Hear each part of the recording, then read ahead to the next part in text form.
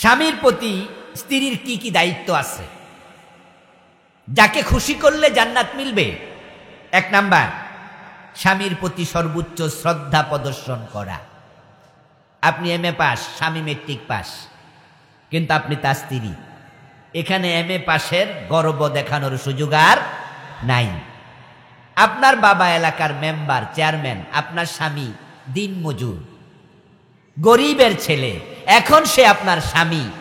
এখন আর আপনি মেম্বারের মেয়ে, চেয়ারম্যানের মেয়ে, এই প্রভাব দেখানোর সুযোগ আর নাই। এজন্য বিয়ে করতে বুঝে শুনে করবেন। বিয়ে করার সাথে সাথে তাকে সর্বোচ্চ শ্রদ্ধা প্রদর্শন করা আপনার উপরে আল্লাহর দেয়া ফরজ। সোজা কথা। সে মূর্খ হোক, বিয়ে করলা কেন তাহলে? তুমি যদি তোমার MA পাশের গর্বই দেখাইবা তো মূর্খরে বিয়েটা করলা কেন? বিয়ে যখন বোন করে ফেলেছেন, এখন আর তার উপরে গর্ববোধ দেখানোর সুযোগ, অহংকার দেখানোর কোনো অধিকার। বরং আল্লাহ রাসূল বলছে, লাউ কুনতু আমুরা আহাদিকুম আইয়াসজুদা লিআহাদিন লা আমারতুন নিসা আইয়াসজুদনা লিআজওয়াজিহিন্না। যদি আমি কোনো মানুষকে সেজদা করতে পারবে এই আদেশ করতাম, তাহলে নারীদেরকে বলতাম তোমরা তোমাদের স্বামীদেরকে সেজদা করো। আমার মা, কিছু কথা আমার আপনাদের কাছে একটু হয়তো কষ্ট লাগবে যে হুজুর কত শক্ত কইরা কইতাছে রে। আসলে কথাগুলো শক্ত তো আমার না, কথাগুলো বলেছেন আল্লাহ এবং তার রাসূল। যদি আমি বলতাম সেজদা করো মানুষকে, তাহলে নারীদেরকে বলতাম স্বামীরে সেজদা করো। তো সেই স্বামীকে আপনি তুই তোকারি করে কেমনে বলে? স্বামীর লগে ঝগড়া লাইগা জারুগা পর্যন্ত কর। হ্যাঁ, আমরা গ্রামের পাশ দিয়ে, আমরা গ্রামের মানুষ তো, ঢাকা আনা থাকি, বাড়ি দেয় না, যে এই যে ঝগড়া লইগা জারু পর্যন্ত হাতে লই এলাম। স্বামীর গায়ে হাত তোলে এমন জালেম বউ আছে, যেখানে কথা ছিল সেজদা করলে করতে পারতা, আর সেখানে তুমি তাকে গালি দিচ্ছ। 2 নাম্বার, স্বামীর আনুগত্য করা ফরজ। রাসূলুল্লাহকে প্রশ্ন করা হয়েছিল, আইয়ুল মারাতু খাইর আইয়ুন নিসাই খাইর। ও প্রিয় নবী, নারীদের মাঝে সবচেয়ে সেরা নারী কে? সেরা হওয়ার জন্য সবাই তো প্রতিযোগিতা করে। এখন টোটাল নারী জাতির মাঝে আপনি সেরা হওয়ার জন্য চেষ্টা করুন। প্রিয় নবীকে প্রশ্নটাই করা হলো, হুজুর নারীদের মাঝে সবচেয়ে সেরা কে? আমার রাসূল জবাব দেন, আল্লাতি তাসুরুহু ইযা নাজারা। ওই নারী তো শ্রেষ্ঠ, সেরা নারী যে নারীর দিকে স্বামী তাকাইলে স্বামী খুশি হয়ে যাবে। বউ যদি বাড়িতে আইয়া দেখে স্বামী গাল ফেঁসার মতো বানায় রাখছে, কি স্বামী খুশি হইব?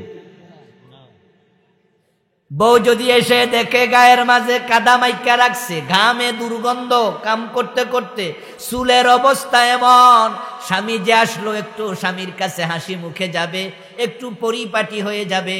রাতের বেলায় স্বামীর সাথে খাটে ঘুমানোর সময় একটু স্পা, একটু আপনার পারফিউম দেবে, নিজেকে একটু সাজাবে, একটু গোছাবে, কোনো চিন্তাই নাই। গামওয়ালা দেহ নিয়া পাশে ঘুমায়া গেছে, স্বামী তার গায়ের গন্ধে নাক ফিরাইয়া রাখছে আর একদিকে। এটা শ্রেষ্ঠ নারীর লক্ষণ মোটেও নয়। যে নারীর দিকে স্বামী তাকালে খুশি হবে। ওয়াতুতিউহু ইযা আমারা, স্বামী আদেশ করলে নারী তার আনুগত্য করবে। ওয়ালা তুখালিফুহু ফি নাফসিহা ওয়া মালিহা বিমা ইয়াকরাহু, স্বামী পছন্দ করে না এমন ব্যাপারে, নিজের নফস নিজের মালের ব্যাপারে স্বামীর সাথে মুখালাফাত করবে না, স্বামীর সাথে বৈপরীত মত প্রকাশ করবে না, স্বামী যা বলে তার আলোকে চলবে। 3 নাম্বার, স্বীয় সতীত্ব হেফাজত করবে। 4 নাম্বার, স্বামীর সাথে সর্বদা হাসি খুশি থাকবে, খাইয়াও খুশি না খাইয়াও খুশি।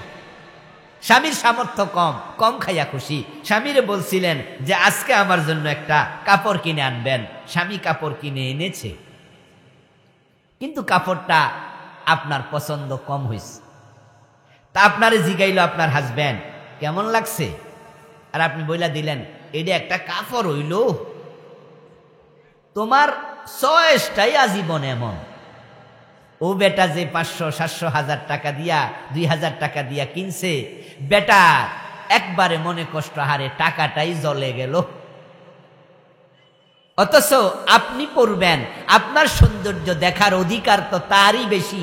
সে যদি এই শাড়ি চয়েস করে, আপনার পছন্দ না হলেও আপনার বলা উচিত ছিল, তুমি যেহেতু পছন্দ করছো আমিও পছন্দ করি। মা শুনুন, খাবেন নিজের পছন্দে, পরবেন স্বামীর পছন্দে। আপনার ঝাল ভালো লাগে না, ঝাল কম খান।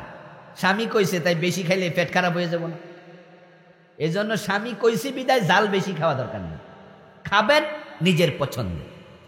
কিন্তু যখন শাড়ি পরবেন, কাপড় পরবেন, তখন সেটা পরবেন স্বামীর পছন্দে। তাই আপনার ওড়না আপনার স্বামীর পছন্দে কিনুন, আপনার পায়ের জুতা স্বামীর পছন্দে কিনুন, আপনার গায়ের শাড়ি স্বামীর পছন্দে কিনুন।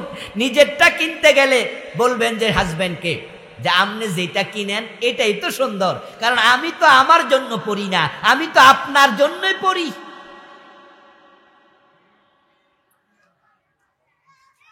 স্বামীর সাথে হাসি খুশি থাকবেন, কম খাইয়া কম পরে।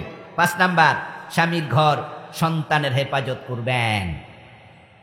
6 নাম্বার, স্বামীর অনুমতি ব্যতীত উনার ঘরে অন্য কাউকে প্রবেশ করতে দেয়া যাবে না। 7 নাম্বার, স্বামীর অনুমতি ব্যতীত নফল রোজা রাখা যাবে না। নফল রোজা রাখার আগে স্বামীর অনুমতি নেবেন। স্বামী যদি বাড়িতে থাকে, আবার স্বামী যাদের বিদেশ, এরা আবার ফোনে অনুমতি নেওয়ার কোনো দরকার নাই, যে হুজুর কইয়া গেছে তাই অনুমতি দেওয়া, একটু নফল রোজা রাখবো, দরকার নাই। এটা হলো স্বামী যাদের বাড়িতে আছে তাদের। 8 নাম্বার, স্বামীর জৈবিক চাহিদার গুরুত্ব দেবেন। আল্লাহর হাবিব বলছে, কোন নারীকে স্বামী যদি আহ্বান করে তার বিছানায়, আর নারী যদি তখন চুলার কাজে রান্নায় ব্যস্ত থাকে, তখন নারীর জন্য ফরজ সে তারা রান্না বন্ধ করে স্বামীর ডাকে সাড়া দিতে হবে। হ্যাঁ, যদি স্বামীকে আপনি বুঝাইতে পারেন, স্বামীকে বললেন যে রান্নাটা শেষ করে আসি, স্বামী যদি অনুমতি দেয় তাহলে there is no problem in it, কোনো অসুবিধার নাই। কিন্তু স্বামী আপনাকে কাছে পেতে চাইলো আর আপনি তাকে এলাউ করলেন না, এরকম নারীদের স্বামী পরনারীর প্রতি আসক্ত হওয়ার সম্ভাবনা বেশি। এজন্য স্বামীকে আপনি আপনার প্রতি আকৃষ্ট করবেন, তার চাহিদা পূর্ণ করবেন, তাহলে ফরকিয়া করার সম্ভাবনাটা কমে যাবে। 9 নাম্বার, স্বামীর প্রতি কৃতজ্ঞ থাকবেন। কৃতজ্ঞ, অকৃতজ্ঞ হবেন না।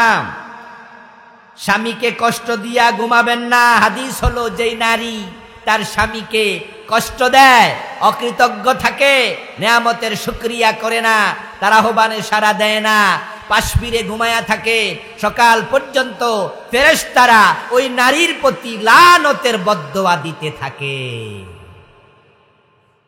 রাতের বেলায় স্বামীর সাথে কোনো বিষয় নিয়ে, কোনো বিষয় একটু হালকা ঝগড়া, একটু খুনসুটি হতেই পারে। দুটা পাতিল যদি পাশাপাশি থাকে, মাঝে মাঝে পাতিলে পাতিলও কি লাগে, ধাক্কা লাগে। স্বামী স্ত্রী এক ঘরে থাকে, 2 ফ্যামিলির মানুষ, 2 মন, 2 দেহ, একটু মাঝে মাঝে যে কোনো বিষয় নিয়ে একটু একটু হতেই পারে, কিন্তু তাই বলে এটাকে জিয়ে রাখা যাবে না। স্বামীর উপর অশোক নাখোশ থেকে, অসন্তুষ্ট থেকে অন্যদিকে ফিরে আপনি ঘুমায়া থাকবেন, ফজর পর্যন্ত আল্লাহর ফেরেশতারা গজবের বদদোয়া দেবে আপনার প্রতি। এবং যতক্ষণ স্বামী আপনার উপরে সন্তুষ্ট হবে না, ততক্ষণ পর্যন্ত হাদিসে পাওয়া যায় নামাজ রোজা সহ কোনো ইবাদত কবুল হবে না। বিশেষ করে স্বামী যদি 2 বিয়া করে, তাহলে আমাদের দেশের মহিলারা দাও খন্তা লইয়া খাড়াই থাকে, ওই স্বামীরে বিছনায় জায়গা দেয় না। আমি এমন নামাজি মহিলার খবর শুনেছি, যে মহিলা স্বামী 2য় বিয়া করার পর থেকে তার স্বামীকে বাসায় পর্যন্ত এলাও করে না, বাড়িতে আসতে দেয় না। আইলে ফোলা মাইয়া সব লইয়া লাড়ি লইয়া খারাই। স্বামী এখন পরের দ্বিতীয় বিয়ে, পরবর্তী বউ লইয়া সে আলাদা বাসা নিয়ে থাকে। এমন মেসেজ পাওয়ার পরে আমি বললাম, এই মহিলার নামাজ রোজা হজ কিচ্ছু কবুল হচ্ছে না। কারণ স্বামীকে একাধিক বিয়ে প্রয়োজনে যদি করে অনুমতি দিয়েছেন কে? আল্লাহ। তো আল্লাহর অনুমতিতে তুমি লাঠি লওয়ার কে? হ্যাঁ, একাধিক বিয়ে করলে অবশ্যই স্বামীকে স্ত্রীদের মাঝে সমতা বিধান করতে হবে। যদি সে না করে, কিয়ামতের দিন সে হাজির হবে, তার পাজরের এক পাশ থাকবে না। আল্লাহ তাকে ধরবে, কেন পরে বিয়া কইরা আগের বউর হক দেও নাই, সমান আচরণ কেন করো নাই? সে তার জবাব আল্লাহর কাছে দেবে। কিন্তু আপনি বউ হইয়া তাকে ঘরে জায়গা দেবেন না, গায়ে টাচ করতে দেয় না। আরেক বিয়ে যেহেতু করছো, এতেই প্রমাণ হয় আমার কোনো প্রয়োজন তোমার আর নাই। থাকলে কি আর আরেক বিয়া করতানি? ঠিক না? আমার জরুরত তোমার থাকলে কি আরেক বিয়া করতানি? তো যেহেতু করছো, তাহলে বোঝা গেল আমার কোনো দরকার তোমার আর নাই, সুতরাং আর ডোন্ট টাচ মি। মা, আপনাকে বলছি, আল্লাহর দেয়া অধিকারে আপনি হাত দিয়েছেন, এজন্য আপনি আপনার স্বামীর থেকে আলাদা থাকবেন, এ অধিকার ইসলাম আপনাকে দেয়নি। চুলায় থাকলে চুলার কাজ বন্ধ করে আসতে বলছে। 10 নাম্বার, স্বামীর অনুমতি ব্যতীত তার সম্পদ খরচ করা যাবে না। ইভেন স্বামীর অনুমতি না থাকলে স্বামীর সম্পদ থেকে ভিক্ষাও দেয়া যাবে না। স্বামীর সম্পদ আপনার কাছে আমানত। এই জন্য আপনার পরিবারের খরচের জন্য আপনি যদি খরচ করতে চান, স্বামী থেকে আগে অনুমতি নিয়ে রাখতে হবে। স্বামীর টাকা বাবার বাড়ি ফাটাইয়া দেয় এমন মহিলাও। স্বামী বিদেশ গেছে, বউয়ের নামে অ্যাকাউন্ট খুলে গেছে, বেডা 10 লাখ 20 লাখ 50 লাখ পাঠাইছে, বাড়িতে আইয়া দেখে বউ নাই, টাকাও নাই, পাখিও গেছে, পাখির পরানো গেছে। এই জালেম মহিলার জাগা দোজক হইব না ভাই।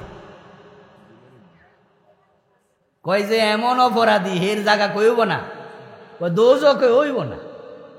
যেই মহিলা তার স্বামীর টাকা পয়সা লইয়া চলে গেছে, ইন্না লিল্লাহি ওয়া ইন্না ইলাইহি রাজিউন, স্বামীর অনুমতি ব্যতীত তার সম্পদ ভিক্ষা দেওয়া যাবে না।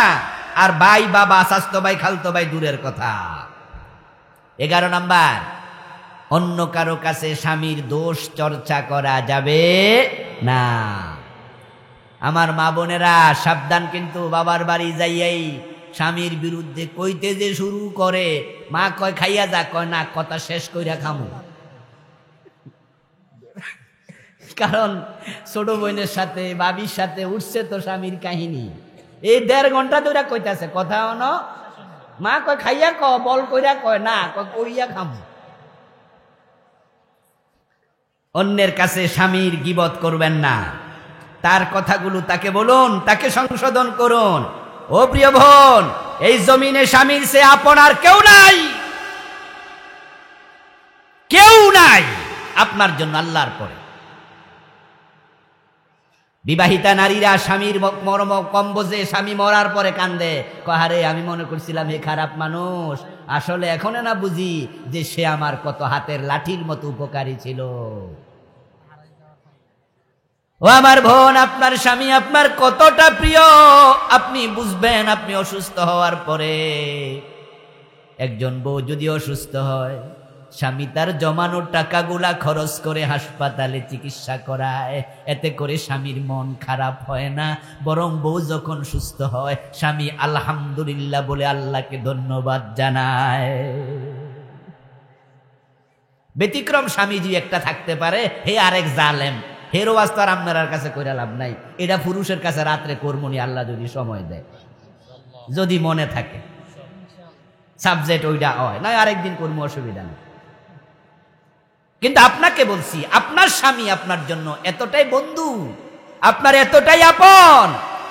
ও বোন, আপনি অসুস্থ হইলে একটু বাবার বাড়ি যাবেন, বাবার বাড়ি যাই আপনার ভাইরে কইেন, ভাই ধরেন কোটিপতি, কইেন যে ভাই আমার তো শরীর ভালো না, কিডনিটা নষ্ট হয়ে গেছে শুনলাম, বা ডাক্তার কইছে আমার এত বড় অসুখ, এখন হাসপাতালে একটু তুমি আমারে নেও, দেখবেন যে বাইর বউ কেমনে লাড়ি লুই খারাই।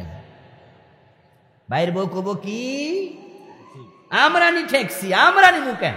ওর জামাই আছে না, অমুক ভাই আছে না, তমুক ভাই আছে না, বড় বাইরে কইতে পারো না, ছোট বাইরে কইতে পারো না, দেখবেন আপনার মায়ের পেটের ভাইটাও আপনার প্রতি আগের মতো আর সন্তুষ্ট না।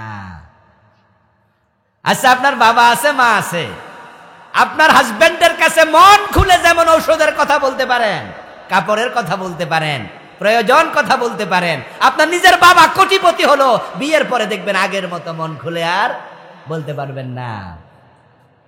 বাবাও একদিন, 2 দিন, 3 দিন দেবে, 4 নম্বর দিনে কব আমি দুমুখে, আমি নি জ্বালায় পড়ছি, ধরে বিয়ে দিয়েও জ্বালা কমলো না। আর আপনার হাজবেন্ড, আপনার ঔষধ যদি আপনার মরা পর্যন্ত লাগে, আর স্বামীর যদি সামর্থ্য থাকে সে মরা পর্যন্ত দেবে, কখনো বলবে না অন্যের কাছে চাও। বরং কোন ওয়াইফ যদি অন্যের কাছে চায়, স্বামীর ইগুতে লাগে, তার পার্সোনালিটিতে লাগে, আমি থাকতে আমার বউ একজনের কাছে চাইলো কেন? এই জন্য বোন, স্বামীর গীবত করবেন না, দোষ থাকলে তাকে বলুন। 12 নাম্বার, স্বামীর স্বার্থের উপরে নিজের স্বার্থকে প্রাধান্য দেবেন না। স্বামীকে না খাওয়াইয়া নিজে খাবেন না। স্বামীকে খুশি করুন, তাকে প্রাধান্য দিন, আল্লাহ আপনার উপর খুশি হয়ে যাবে। যেই নারী তার স্বামীর প্রতি কৃতজ্ঞ থাকে, স্বামীকে প্রাধান্য দেয়, 2 দিন 4 দিন, 1 মাস 2 মাস, 1 বছর 2 বছর পরে দেখবেন পাষাণ হৃদয়ের স্বামীও মোমের মতো গলে যাবে। আপনি তার দাসী হয়ে যান, কিছুদিন পরে দেখবেন বিনা টাকায় একটা দাস আপনি পেয়ে গেছেন। এর মানে সে নিজেই আপনার আনুগত্য করতে শুরু করবে। বোন আমার, জোর করে কিছু হয় না, তবে কৌশলে অনেক কিছুই হয়। 13 নাম্বার, স্বামী রেগে গেলে ধৈর্য ধারণ করবেন, স্বামীর মুখে মুখে তর্ক করবেন না। আবারও বলছি প্রিয় বোন, স্বামীর মুখে মুখে কখনো তর্ক করবেন না। স্বামী অন্যায় বলেছে, তাও ধৈর্য ধরে গায়ের চামড়ায় কামড় দিয়ে মুখ বুজে সহ্য করুন। আপনি বলবেন হুজুর লাভ কি করছি? আমি বলবো এতে অনেক লাভ।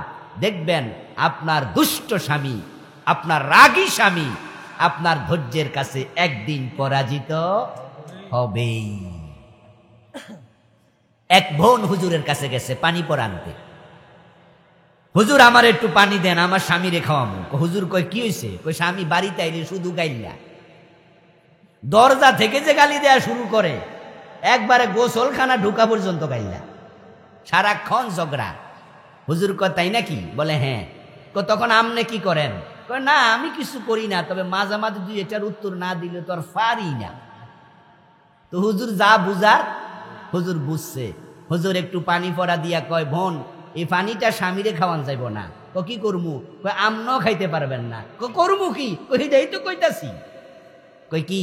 কই স্বামী যখন দেখবেন বাসায় আইছে, উঠানের মাঝে দেখকাই পানিটা গালে নেবেন, কুলির মতো ভিতরে রাখবেন, খাইতেনও পারবেন না, ফালাইতেনও পারবেন না। তো স্বামী আইসা গোসলখানা ঢুকা পর্যন্ত এটা গালে থাকবে। যেই মাত্র গোসলখানায় ঢুকবো তখন এবার কুলি ফালাই দিবেন। এই হলো ফানি ফরার কাম। 1 সপ্তাহ পরে আমার সাথে দেখা করবেন। যদি কাম না হয় ফানি আরো বেশি কইরা দিব।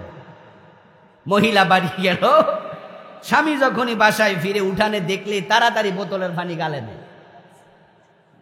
1 সপ্তাহ পরে হুজুরের কাছে গেছে, যাওয়ার সময় 2 কেজি আপেল, 1 কেজি কমলা, আপেল টাফেল লইয়া হুজুরের কাছে হাজির। হুজুর দেখা বুঝছে আজকে পানি ভরার লাইগা আইছে না।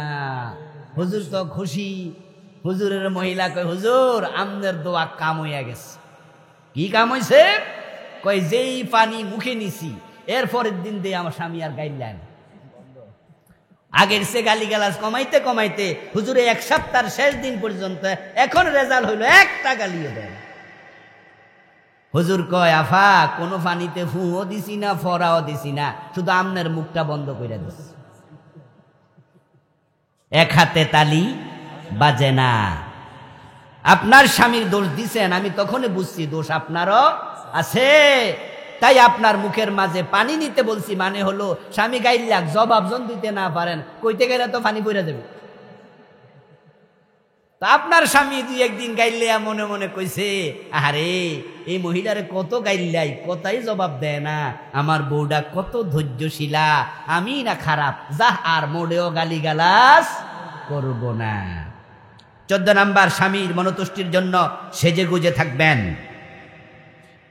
15 নাম্বার, স্বামীর সামর্থ্যের বাহিরে কিছু দাবি করা যাবে না। স্বামীর কতটুকু সামর্থ্য আছে আপনি তো জানেনই। বেশি চাইলে স্বামী ঘোষ খাবে, বেশি চাইলে স্বামী সুদ খাবে। চাহিদা যখন মেয়েদের বেড়ে যায় তখন স্বামী চুরি করে, চাহিদা যখন বেড়ে যায় স্বামী ডাকাতি করে। পরিবারে যত অঘটন ঘটে, যত হারাম কাজ হয়, অধিকাংশ নারীদের চাহিদার তীব্রতার কারণে হয়। এজন্য স্বামী যেন হারাম না খায় এ বিষয়ে বোন আপনি সিরিয়াস। আপনি স্বামীকে বলে দেন, শুটকি তরকারি দিয়ে ভাত খাবো, হারাম খাবো না। 250 টাকা দামের কাপড় পরবো, 1000 টাকার কাপড় লাগবে না। কুড়ে ঘরে ঘুমাবো, প্রাসাদ দালান লাগবে না। কিন্তু তোমার প্রতি আমার কথা, তুমি হারাম খাইলে আমি তোমার ঘর করব না। যেই নারী হারাম খায় ওই নারীর পেট থেকে আল্লাহর ওলির জন্ম হয় না। আপনার স্বামীকে আপনি কন্ট্রোল করুন। আয়ের সাথে ব্যয়ের সঙ্গতি আছে কিনা আপনি মনিটরিং করুন।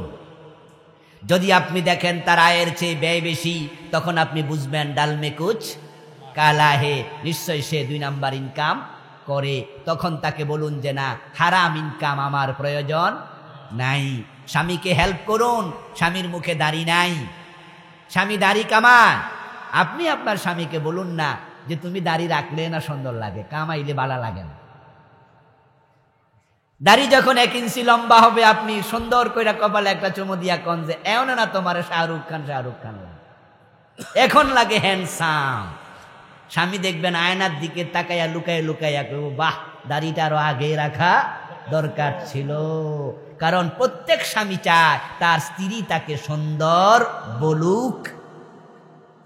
আর আমনে যদি দাড়িওয়ালা স্বামীর কাছে বিয়া বইয়া কন তোমার খেত খেত লাগে, তো বেটা তো দাড়ি কামাইবই। এই জন্য আমরা বলি স্বামী জাহান্নামী হলে এই জন্য স্ত্রীর দায়ভার সবচেয়ে বেশি। ঘরে বউ রেখে স্বামী পর নারীর সাথে কেন পরকিয়া জড়াবে? তুমি ব্যর্থ স্ত্রী, তুমি ব্যর্থ। যেই নারী তার স্বামীর প্রেমিকা হতে পারেনি সেই নারী জন্ম ব্যর্থ। এই জন্য আপনার স্বামীকে আপনার প্রতি আকৃষ্ট করুন। 16 নাম্বার, স্বামীর সাথে জেদ করে জিতে যাওয়ার মানসিকতা পরিহার করতে হবে। কোনো কারণে টকজগ হলো, স্বামী সরি বলার আগে আমি কইতাম না, আমি মাপসামু কেন, আমি কি অন্যায় করছিনি, হে না মাপসাইব। একজন স্ত্রীর এ জাতীয় মানসিকতা মোটেও কাম্য নয়। আপনার স্বামীকে আপনি দূরে সরাবেন না, আপনার থেকে দূরে সরে যাবে। কথা বলা বন্ধ রাখবেন, 1 দিন 2 দিন 3 দিন। শয়তান মাঝখানে এসে বলবে, দেখছনি তোমার বউ তোমার লগে কথা কয় না, অথচ তোমার পাশের চেয়ারে বইয়া যে মহিলাটা অফিসে চাকরি করে এই মহিলা তোমারে কত সুন্দর কইরা কয়, আব্বাস ভাই কেমন আছেন। কি অফিসে মহিলা কলিগ আছে না?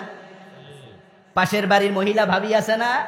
শয়তান কয়, দেখো তোমার বউ তোমার সাথে 3 দিন কথা কয় না, গাল ফুলে রাখছে, আর পাশের বাসার ভাবি তোমার কত সুন্দর কইয়া ডাকে, শাকিল ভাই কই যান। তখন শয়তান আপনাকে পরকিয়া জড়ায়া দিতে পারে। আপনার নারী পরস্ত্রীর প্রতি আগ্রহী হবে, এই জন্য আপনি দায়ী, কারণ তাকে 3 দিন আপনি সঙ্গ থেকে দূরে রেখেছেন। এই জন্য জিদ করবেন না। আরে বোন, আপনি আপনার স্বামীকে জড়ায়া ধরুন, তার হাতে একটা চুমু দিন, তারে কাছে টানেন একা একা দরজা লাগাইয়া, তারপরে জড়াইয়া ধরে কোন, এই মেয়ে এত রাগ করো কেন, আমি তোমার বউ না? ভুল করলে করছি, অন্যায় করলে করছি। দেখবেন যে আপনার স্বামী কিভাবে মোমের মতো গলে যায়। এই জন্য জেদ করবেন না। 17 নাম্বার, স্বামীর আত্মীয় স্বজনকে গুরুত্ব দিন। 18 নাম্বার, স্বামীর মৃত্যুর পর ইদ্যত পালন করুন। ইদ্যত হলো 4 মাস 10 দিন। ওই 4 মাস 10 দিন কারো স্বামী মারা গেলে প্রয়োজন ব্যতীত নারী স্বামীর বাড়ি থেকে অন্য কোথাও যাবে না, এবং সে 4 মাস 10 দিন নারী সাজসজ্জা গ্রহণ করবে না। আরো বিস্তারিত লেখা আছে আমার বইটিতে। ইনশাআল্লাহ যাদের সুযোগ আছে যাওয়ার সময় আমার বইগুলো সংগ্রহ করে নেবেন ইনশাআল্লাহ। কিছু প্রশ্ন আসছে, আমরা সংক্ষেপে উত্তর দেব ইনশাআল্লাহ। আমাদের মা বোনদের প্রশ্ন, হাতের লেখা এত সুন্দর মাশাআল্লাহ, আমার মনে হয় নিজেরা লিখে দিয়েছেন নি কোনো। প্রশ্ন করেছে, মামা যদি বোনের মেয়েকে লালন পালন করে তখন বোনের মেয়ে তার মামা মামিকে মা বাবা বলতে পারবে কি? জি না, ঠিক হবে না। লালন পালন করেছে, মামা মামায়ে থাকবে, মামি মামিয়ে থাকবে। তাদেরকে মা বাবার পরিচয় দেয়া হারাম, তাদেরকে মা বাবা ডাকা অনুত্তম। একটা হলো হারাম আর একটা হলো অনুত্তম। যদি মা বাবা ডাকে গুনাহ হবে না, তবে উত্তম কাজ হলো না। আর মা বাবা পরিচয় দিলে কবিরা গুনাহ হবে, এটা দেয়া যাবেই না। এটা শুধু মামা মামির ক্ষেত্রে নয়, এটা সকল পালক পুত্র পালক পুত্রীর মেয়ের ক্ষেত্রে প্রযোজ্য। দ্বিতীয় প্রশ্ন, ইদানিং দেখা যায় ছেলে মেয়ে বিয়ের আগে রিলেশন করে এবং পার্কে গিয়ে ঘোরাঘুরি করে, এ ব্যাপারে ইসলাম কি বলে? ইসলাম বহির্ভূত, বিবাহের পূর্বে এ জাতীয় রিলেশন হারাম। পার্ক পর্যন্ত যাওয়া দূরের কথা, অপ্রয়োজনে একজন ছেলে একজন মেয়ের সাথে কথা বলার অনুমতিও নাই। যারা বিয়ের আগে জাতীয় কাজ করছে তাদের সন্তানরা তাদের চরিত্র পাওয়ার সম্ভাবনা বেশি। এই জন্য বিয়ের আগে যারা প্রেম করো সাবধান হয়ে যাও ভাই বোন, কারণ তোমার চরিত্র তোমার সন্তান পাবে, তখন তোমাকে চোখের পানি ফেলে কাঁদতে হবে।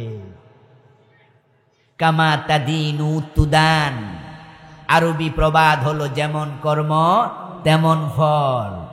মা ভালো তো বাপ ভালো তো ছেলে ভালো, মা ভালো তো জি, গাই ভালো তো বাছুর ভালো, দুধ ভালো তো ঘি।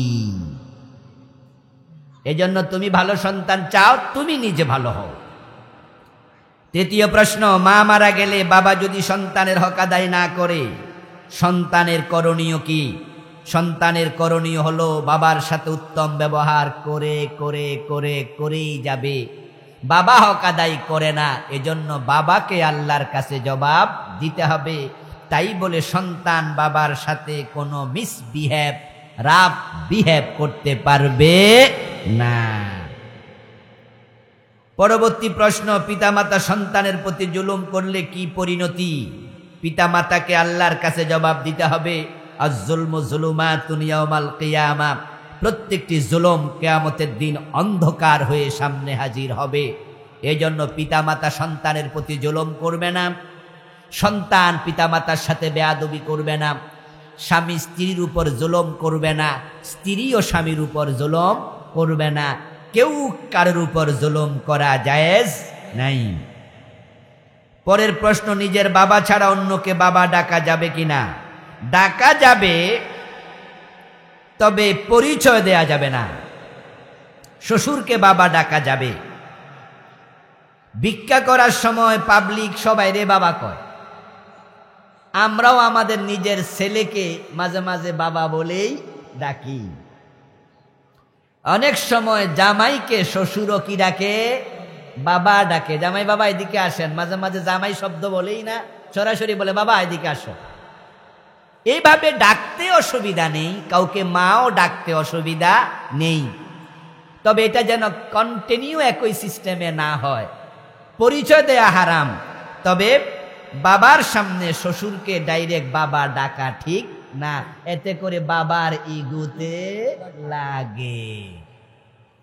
নিজের জন্মদাত্রী মায়ের সামনে শাশুড়িকে মেও মেও করে বেশি ডাকাডাকি করা ভালো না। নিজের মারে কয় মা একবার, শাশুড়িরে কয় 10 বার, এমন জামাইও। তখন মায়ের কলিজায় লাগে, জন্ম দিল কে, প্রসব করলো কে, দুধ খাওয়াইলো কে, আর মা ডাক শুনতাছে বেশি বেশি কে। এজন্য বিষয়গুলো অবশ্যই বিবেক খাটাইয়া করা উচিত। শেষ প্রশ্ন, স্ত্রীর হক আদায় না করলে স্বামীর পরিণতি কি? উত্তর একটাই, আখেরাতে আল্লাহর কাছে নিশ্চয় জবাব দিতে হবে। আল্লাহ নিজের হক মাফ করে, মানুষের হক আল্লাহ মাফ করে না। তাই স্বামীদেরকে সতর্ক সাবধান থাকতেই হবে। হাযা মা ইনদি ওয়াল ইলমু ইনদাল্লাহ আলাইহি তাওয়াক্কালতু ওয়া ইলাইহি উনীব। আল্লাহ হাফেজ। আমরা সংক্ষেপে একটু দোয়া করছি। আল্লাহুম্মা আমিন। আল্লাহুম্মা আনতাস সালাম ওয়া মিনকাস সালাম, তাবারাকতা ইয়া যাল জালালি ওয়াল ইকরাম। রব্বানা লাকাল হামদু কামা